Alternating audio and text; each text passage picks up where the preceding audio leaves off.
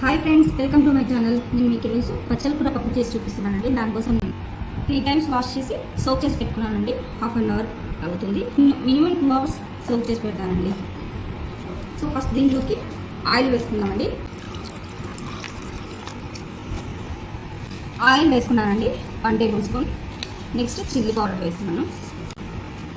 Next turmeric powder అండి ఒక 1/2 teaspoon వేస్తున్నాను. నాకు కలర్ రెడ్డిష్గా రావాలంటే కొద్దిగా పసుపు తక్కువ వేసుకుంటే సరిపోతుంది.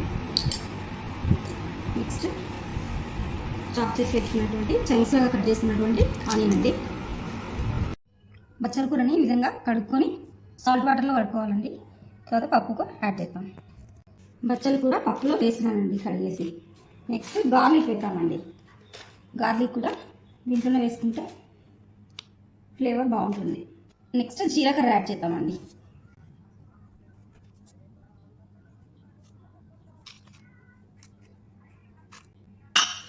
మూతోంచి ఉడికిస్తున్నానండి. సాల్ట్ ఒక విజిల్ ఇచ్చిన తర్వాత తీసి సాల్ట్ యాడ్ చేస్తానండి.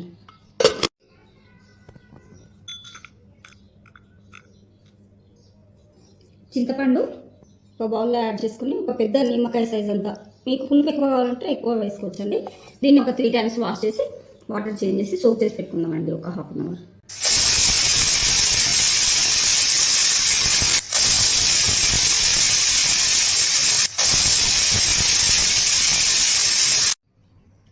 సోక్ చేసుకున్నటువంటి చింతపండుని ఈ విధంగా మ్యాష్ చేసి పల్ప్ తీసి పెట్టుకోవాలండి. ఇప్పుడు దీన్ని పప్పులో యాడ్ చేసుకుంటాం.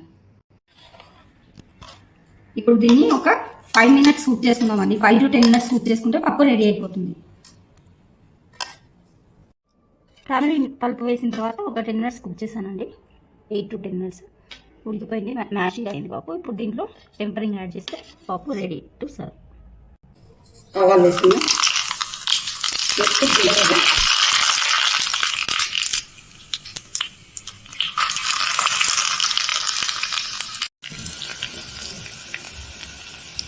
అండి ఇందులో కంపల్సరీ వేసుకోవాలండి. పప్పులు కడుపు ఉబ్బరం లేకుండా డైజెషన్కి ఈజీగా బాగుంటుంది. పప్పు కూడా టేస్ట్ ఎన్హాన్స్ అవుతుంది. ఇప్పుడు దీన్ని పప్పులో యాడ్ చేద్దామండి.